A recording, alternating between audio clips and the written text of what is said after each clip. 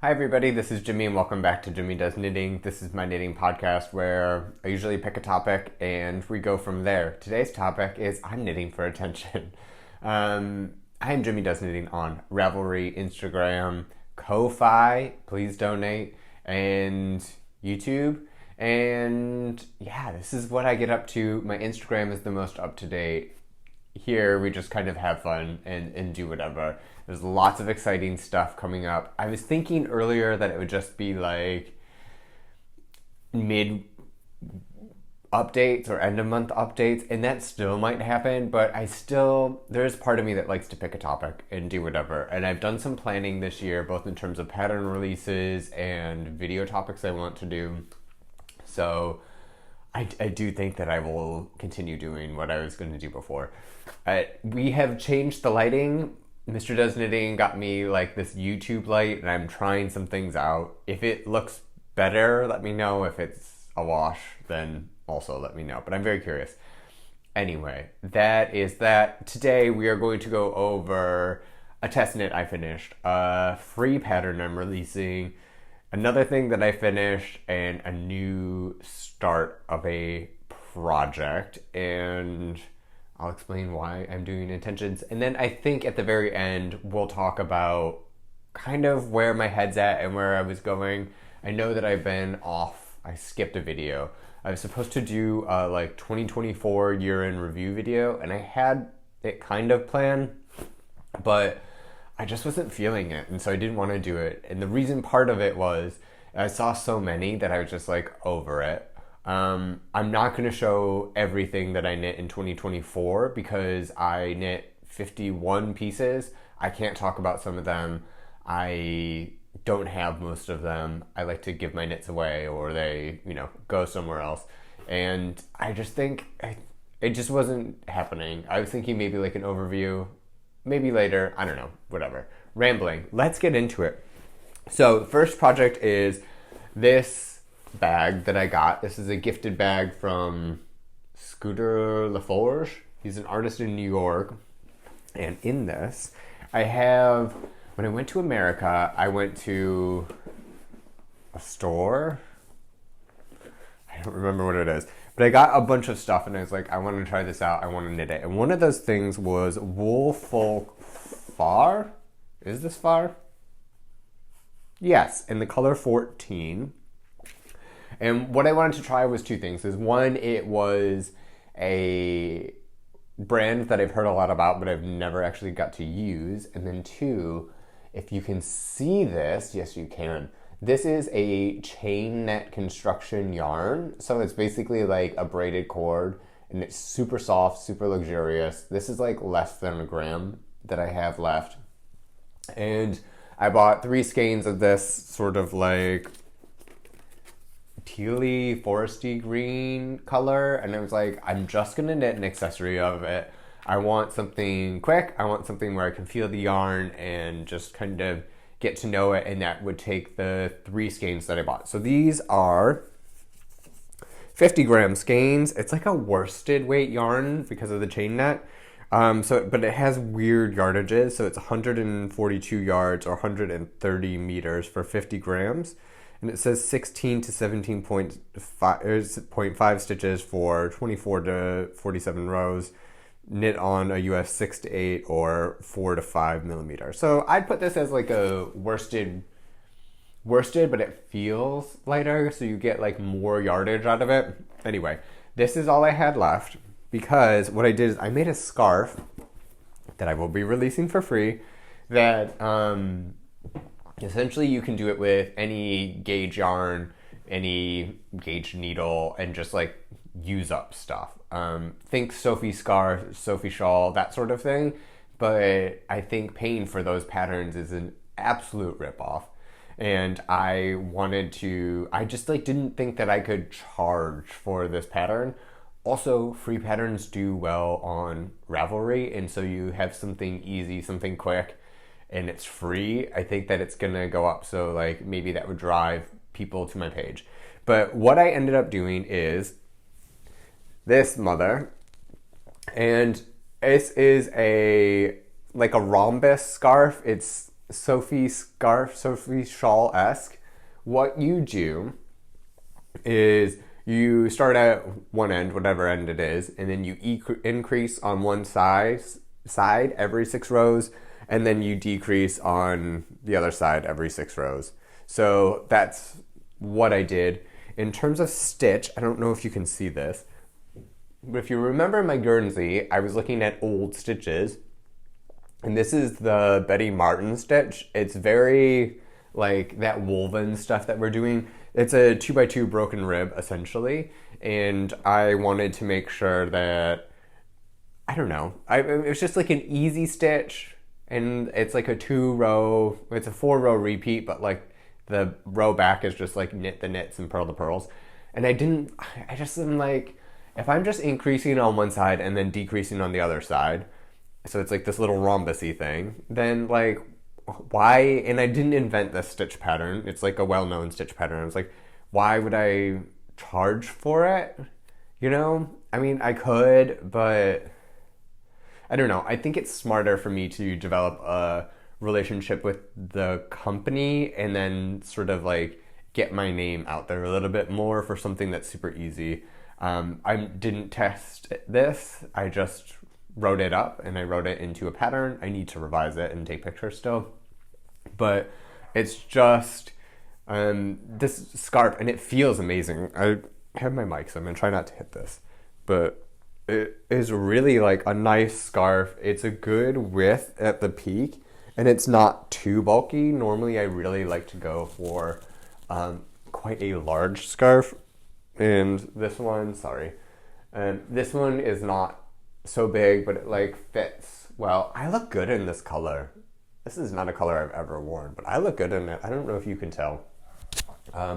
So it's just like a cute little scarf that uses however many skeins of yarn that you use. I used 3. I wrote the pattern so you can figure out how many you need to use, and then not. Basically what you do is you knit like, I don't know, 45% of the yarn that you have and then decrease back. So that did that, and I had, like I said, 1 gram of yarn left. It's going in the bin after this, but I think this is cute, and this is, it's cold. I'm gonna wear this. I'm just gonna wear this. So this is the Foxwood Scarf, and this will be released today, actually.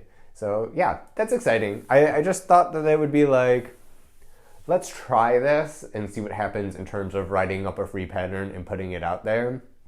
Especially something that, like, come on, like, are we really charging for this? So yeah, we'll see this, and I'll see if I can be talking to Woolfolk on the side about maybe doing some other stuff with their yarn. Who knows? That's the ideal. I'm putting that out there. If you know Woolfolk, let them know about me. But yeah, I really enjoyed it. The yarn was fabulous. This feels really nice. It's so warm. And it, like, I don't know, took 4 days. It didn't take me very long. I mean, it's a pretty easy peasy project. So I wanted to do that for attention first. I didn't talk about what I'm wearing. This somewhat relates to later stuff, but this is like a black boucle sweater that I made. It's just like a bottom up drop shoulder, which is like my absolute favorite thing to do.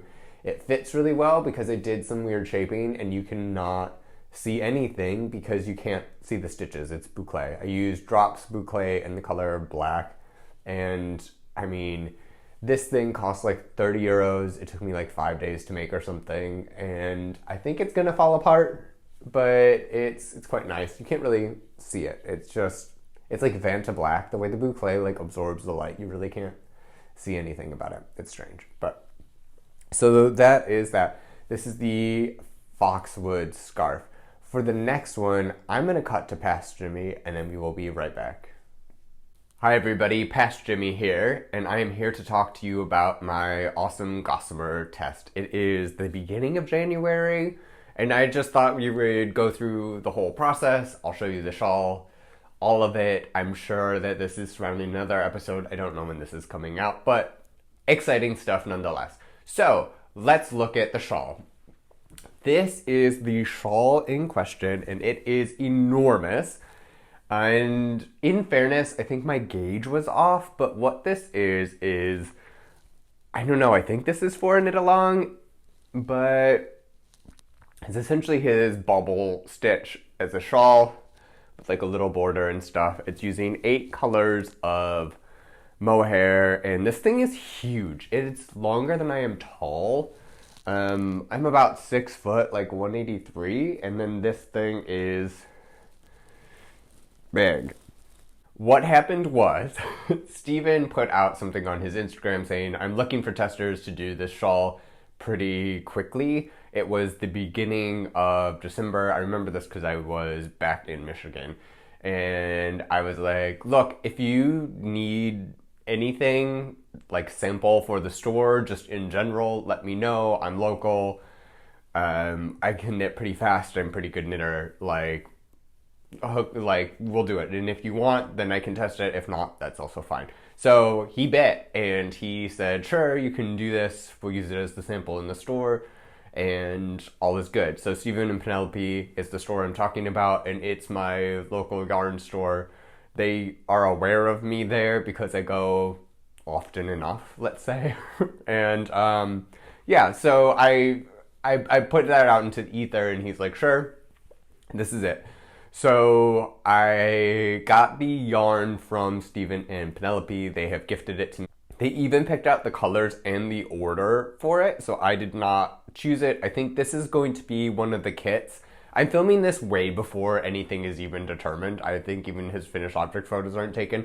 So who knows? But I think that this is going to be a kit, and these are the colors. So the deal with this shawl is it's 8 different colors of mohair. I use the West Wool Glowhair, which is the Stephen West brand of mohair. And you marl them together. So there are each like color band. I guess you can see it with the bigger baubles a little bit better. Each color band is actually 2 mohairs combined, and I think on this one in particular you can kind of see it with the blue because it contrasts a little bit more. The other ones sort of blend, and you just hold 2 together, so 2 2 2. So it's knit on a 3.75 millimeter. I did not swatch for this, and that I think bit me in the butt because I saw the original sample of this, and I think it's not this big. I think that my gauge was a little loose. I don't know what was going on. So this is absolutely huge. But yeah, that's besides the point. So I didn't swatch. I just picked up the mohair, did the recommended stuff, and knit. It's a pretty clear pattern. It's a lot of stockinette, and then you have these dip stitches every X amount of rows, and it varies depending on whatever. And it's his bobble stitch. It's actually quite enjoyable. It was pretty quick. It did hurt my hands using 2 strands of mohair because it's really like slick, but aside from that, it was fine. I knitted it up pretty quick. And then there's this little chevron border that uses up like the rest of your mohair. So that is what I did for that. Let's go over the yarn, which I have right here. So I used West Wool Glowhair, and this is the label. This is 25 grams of lace, 210 meters, 229 yards, and hand wash carefully. 64% mohair, 36% mulberry silk. So that kind of, I had a suspicion that this had like a higher silk content while working with that without looking at the label, and I would say that's true. And the reason why it's called the Glowhair is because the silk gives it that really like shiny luster to it. And I think that that's definitely true. It doesn't feel like very furry, and this lighting's terrible, but like when you work with it, it seems like it has like a little bit more shine, a little bit more like slip to it. And I think that that's definitely confirmed just by the content, which I didn't look at until now. So I used 8 colors of Glowhair. Let me show you after I take a drink. I just want you to see like the color combos as I'm holding these up. So hopefully this will read a little bit. Anyway, I did not pick out this fade. Oh, one thing I want to mention, I think in the sample, he went from light to dark. And what this does is it goes light to dark to light again, so that the transition from like the end of the section into the next section is a little bit more gradual. And then I will also say what I did on all of my yarns is I labeled what color they were, especially like some of there's like a green and a gray. Whoop, I'm throwing stuff all over. But these two in like dark light actually look really similar. So putting the like letter on it of the order I used, that was very helpful. So I would recommend doing that if you're going to make the shawl. Anyway, let's get into it. A and B are these two. These are, where's the name? Birch Tree, which I really like. It's just a white, but this is, I think, one of my favorite colors. It was like glistening snow. And then this one is Dutch Sky. I actually used the bicycle Dutch Sky in my Troy Boy as the recommended yarn. So if you want, you can go and check that out. It's a top-down drop shoulder. I have a whole video tutorial about it. It's very exciting. So A and B, and then B and C, we introduced, this is an impossible name. It's like Greykjavik or something. Greykjavik. And it's blowing out a little because of my ring light. But so these two were this stripe. Then we went darker with the D. This is Canal House. And this one's really interesting. You can tell that there's like a higher silk content in this because you can see that the mohair and the silk just don't dye the same. They don't pick up the dye. That's just the nature of the fiber. And this one you can really see like the silk strand a lot more than I think some of the other ones. So that is C and D.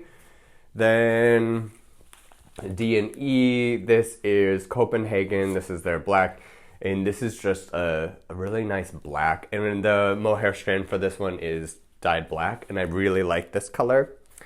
Then we went into Royal, which, I mean, come on. This like cobalt blue is fantastic.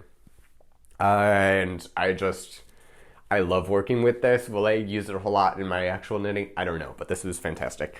This is F. So G is this one. Here we move into a little bit like greener. This is is this right? No. G was, sorry, this one, which I barely have any leftover of, and the labels got mixed up. So this is Morgaine, and it's like this dark tealy petrol color that combined well. Then we go to the H, which is the last color and the eighth color, and then this was the Blue Spruce. It's coming out, it's blowing out a little bit, but it's like a light greeny bluey. It's like a lighter version of the G. Let me put down the Royal. And then you combine the Blue Spruce with the Birch again. So that is the color ombre that I used. So this was a fairly easy knit because it's mostly stockinette. Every, so many rows you have to pay attention. But this is huge. Here's me saying that I will never knit a blanket, and then this thing is like absolutely enormous. I cannot show this to you on camera. You can check out my Instagram whenever this is released, and I will have some decent pictures of this. Or you can go to Stephen and Penelope and see if you can see this. Anyway, so that is the Glowhair Frost Shawl. This is my first ever West Knit test knit. I'm not a huge test knitter, but I'm gonna be honest, sometimes I do it for attention. If I can get into like big designer stuff, or if I can, if it's a pattern that I really want to knit, or something that I think is fun and playful. This was just something that I would never do by myself. And I think it was, I went in blind. I didn't even know that this was the shawl when we went to do it. I didn't even know if I was testing a shawl. So, this is colors I would never use, fiber that I wouldn't use, or like a pattern I probably would never knit. And I enjoy it because it's fun to play and change things up. I can't say really learned anything new, but it was a bit of something different, and it's enjoyable, especially for a like December, January knit. Just like sit on the couch and be covered in like fluffy mohair. It was really kind of nice. So this is the Glowhair Frost shawl, and back to future Jimmy. For my next one, we'll talk about that travel project that I have been talking about. It was like the only thing that I really had for like the last, I don't know, 4 episodes or something, and that is my Brioche Adventure. So for this, I wanted to use some yarn in my stash. I wanted something easy, I wanted something mindless, I wanted something brioche because I really like the rhythm of it. And I was going to make my own scarf pattern, but then I just decided Jonathan Tollow made the Brioche Adventure. It's pretty much what I wanted. I modified it to be one color, and then I kept knitting in the end. But I thought that would be really good. So I had this full cone, I probably used some of it, right? Of black Holst Supersoft in my stash that's just kind of been sitting there. And so I thought it was a perfect yarn to do this in. It would take forever. It didn't, but the idea is brioche in like a fingering weight would take a long time. It would use up some of my stash. It would keep me busy, all of that stuff. So this is what I used for that. I don't even think I used about half the cone for this thing. I didn't use much. And so this is the scarf finally. What I did, like I said, was I knit on it at Christmas and then it bound off on the plane home, and then that was it. And it was whatever length I got to. That's what it was. I think it calls for 12 repeats of this pattern, and I might have 16, but this is it. I don't know how well you can see this, but it's like a brioche stripe and then some garter, and a brioche stripe and some garter, and a brioche stripe and some garter. And it's just like a lovely, warm, huge black scarf. I actually ended up knitting this a little longer than I anticipated. It's taller than me, but it also has, because it's knit almost like this, like at a 45-degree angle, there's like these rows and whatever. So it has, when you wear it like this, everything's on the bias, and so it does have a little bit of like a tail to it, I guess. I don't know if you can see this. But this was a delight to make. It was super easy. It's meant for advent calendars. I clearly just used it for my own. I will probably make something like this again, if not this. I'd probably just keep it like all brioche though. Like I understand the garter is to like break up the monotony and like help with the stripes are more engaging to work. But I don't know, when I just want something that's like a nice little brioche or whatever, then I will do this or something like that. So that's that. I've talked about it enough. I enjoyed this project. I am going to enjoy wearing this or maybe gifting it. The baristas at my favorite coffee place, I was like, do you want some scarves or something? Because they have a ton. And they're like, yes. So this might go to them. I wanted to film this and then I'll get some things with them. So anyway, that's the Brioche Adventure. I'm not going to say too much more. One thing that I did want to say though is that in 2025, I'm tracking my stash, and I know in a couple years I've been like, I'm in a stash bust. I'm gonna be, like less stash than I had before. And I don't know if I don't think I've actually done that. I was pretty conscious of using my stash last year, which was nice because something like this wouldn't have happened otherwise, and I ended up making some accessories and stuff, and so it was really quite nice, and it helped keep things like somewhat under control. So this year I'm tracking grams in and grams out. I'm not tracking cost. That's one of those things where it's like, don't ask the question if you don't want to know the answer. So I'm not tracking costs of anything. That's just what happens. But I am going to track grams in and grams out. And this year, of course, at the beginning is going really well because I have big projects like that shawl that you just saw, or, this, or I have a couple sweaters on the needles, and that gets a lot of yarn gone. And I have I mean, I have probably about 4 or 5 sweaters quantity worth of yarn, and I just need to slowly work through it. So I do want to pair this yarn with that Blue Sky Fibers Prairie that I had, and it's a like fingering weight alpaca suri instead of like a mohair. And I think that I'm gonna make something really boring with it, but really kind of classic. So that's something that I want to do. But I also know that some of the stuff I want to do this year is going to be very like bringing stash in.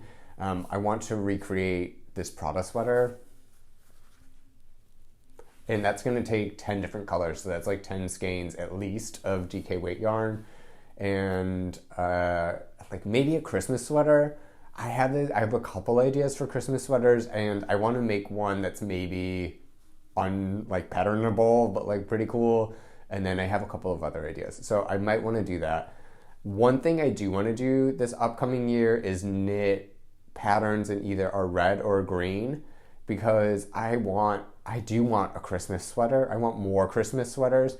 As we've discussed, maybe we haven't discussed here, but my Christmas sweater, which is the Skein Deer Knits Festive Yoke pullover, is basically dead. I have been working out and rowing and stuff, and I have gained like a kilo a month since I've done that, and it just doesn't fit me anymore, and which is fine. It means I've grown out of it. I can give it to somebody else, but like in the meantime, I want like red sweaters and green sweaters, which I think I could do with like designs, and then maybe like a nightmare fueled like crazy Christmas sweater, something like that. I need to figure it out, but it's January. I have time.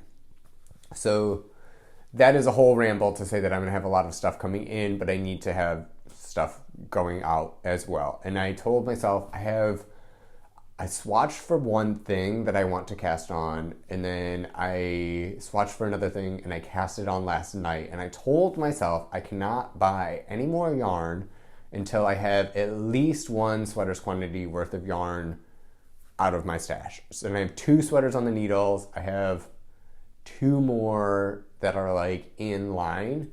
So I should really but I want to buy some unspun. Anyway, different story. Here's what happened. A while ago, I bought this yarn from Wool & Twine Fiber Studio. It is like a naturally black yarn. It's black Welsh Mountain with a little bit of Shetland mixed in. It's a DK. Oh, it's 50% Shetland, 50% black Welsh Mountain. It's 230 meters per 100 grams, and this is the colorway Obsidian. It's not dyed. And it's just, I wish you could feel this. It's just like squishy and like super, super, super nice.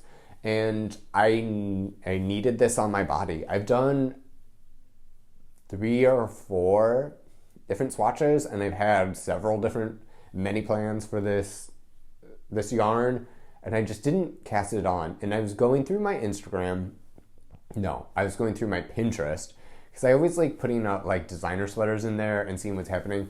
And there was this COS sweater that had this like ribbed with like garter rows in between, not too dissimilar to my Brioche Adventure, that I was like, oh, this is really nice. And then also there's a sweater called the Egan by Brooklyn Tweed. Fiona Alice might be the person who made it. And it is like a rib with some rib garter. And I think it looks really nice. The only problem with the Egan is that it's fingering weight and it's knit flat, which actually for the pattern and the stitch and stuff is fine. But I don't want any more fingering weight sweaters. I did like 4 or 5 last year, and I was like, I never wear them.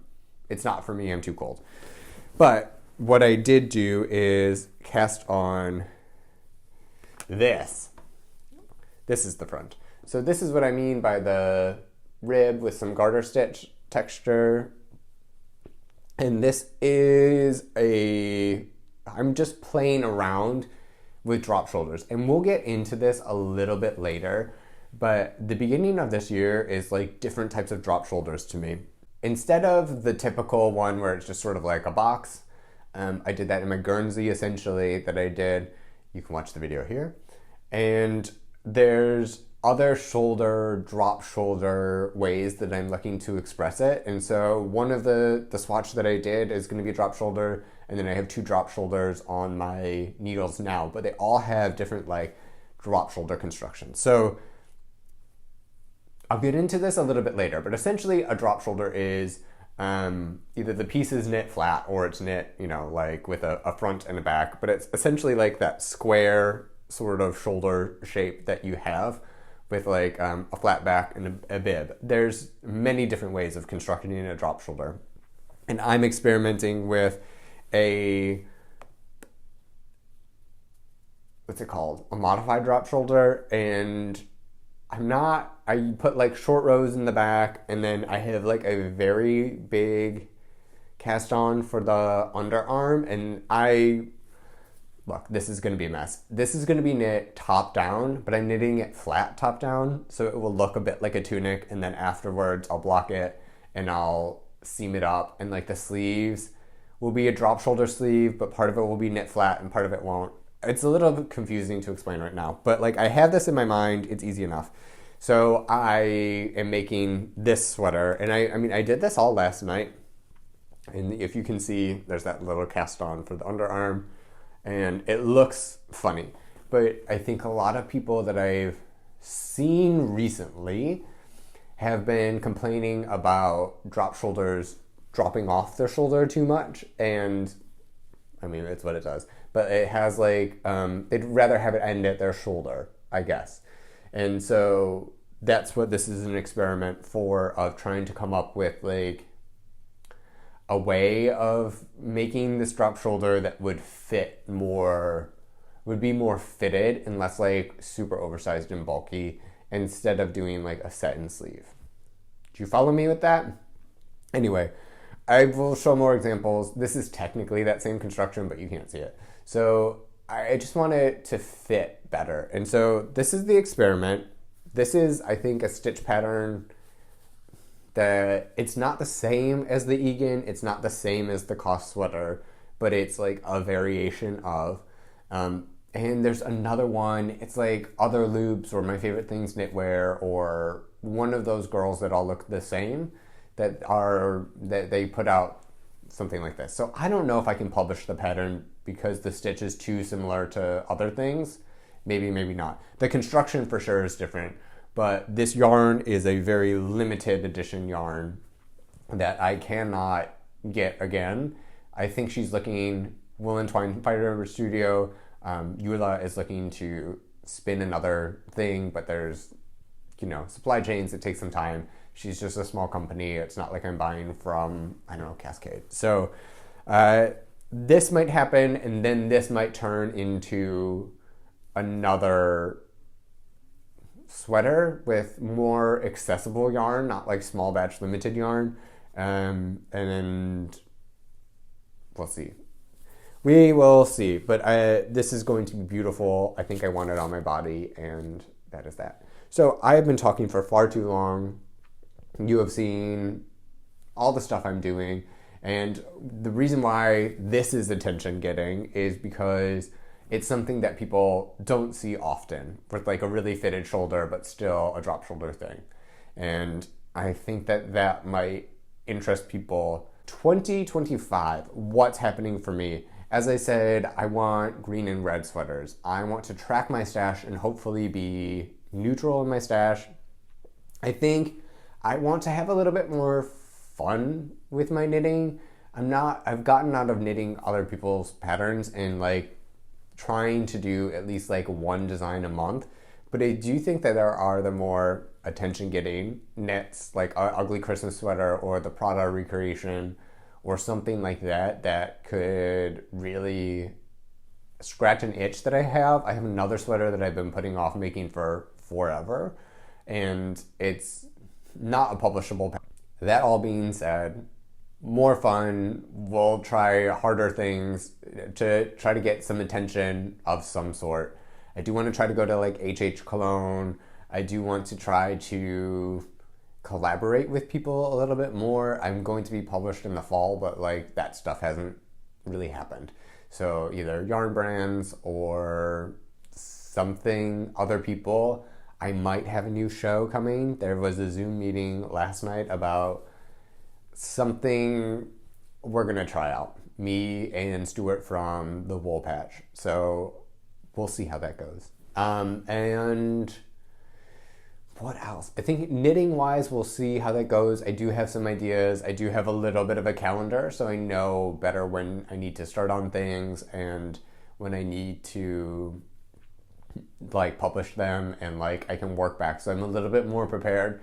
The thing is summer is going to be really slow for me because, well, I guess I could design in summer, but like I don't do summer garments. So I guess this more springish period is like going to be preparing for the fall or more attention grabbing things, possibly. Maybe I'll try to make a slutty summer top, who knows. In terms of personal life, I have already switched out one of my yoga days for a rowing day because I feel like I'm gaining good weight and I'm getting some muscle and I'm getting a little bit of a booty, if I'm going to be honest, and I quite like it. So switching those over, I've noticed a lot of like health effects from rowing regularly, and I want to incorporate more of that. Also, I think there's a ballerina inside of me, and there's a dance studio right down the street. I've never gone there, and it's so expensive. It is so expensive, but I want to try their adult beginner ballet classes and see what happens. I think I have really good like extension, and like I'm somewhat flexible from all the yoga, and I'm like rhythmic, and I want to feel beautiful. So we'll try that out. I'll probably buy like a 5-class card and see what happens after that. I'm hoping that I'll enjoy it. In general, things are going to change this year. I can feel it in my bones. If you listen to any astrologer, they're like, things are changing. So that is scary, but that's also kind of nice knowing that things are going to be shuffled up. I am a little bit cranky with change, but overall I enjoy it. Just like the process of it is a little like sometimes, but it's good, and things need to change and all of that stuff. And like my day-to-day is pretty boring. So if that could change into something a little bit more exciting, that would also be appreciated. Anyway, I am rambling for far too long. Happy New Year, and I will catch you back when I'm ready to film another podcast. I'm taking Instagram and YouTube a little less seriously this year. My YouTube is basically shadow banned, so like it's not worth putting in a tremendous amount of effort or advertising it a lot. And then Instagram, I can't be on it like I was. I was like 4 hours a day and doing crazy stuff for content, and I didn't sell any patterns off of it or anything, which is ultimately what I want to do. So I might as well cut back on the content a little bit, make it higher quality, and then who knows. Anyway, I've rambled. Thank you for being here. Be kind to yourself. Be kind to others. Embrace the change. Be liquid. Be fluid. And I will catch you guys later. Goodbye.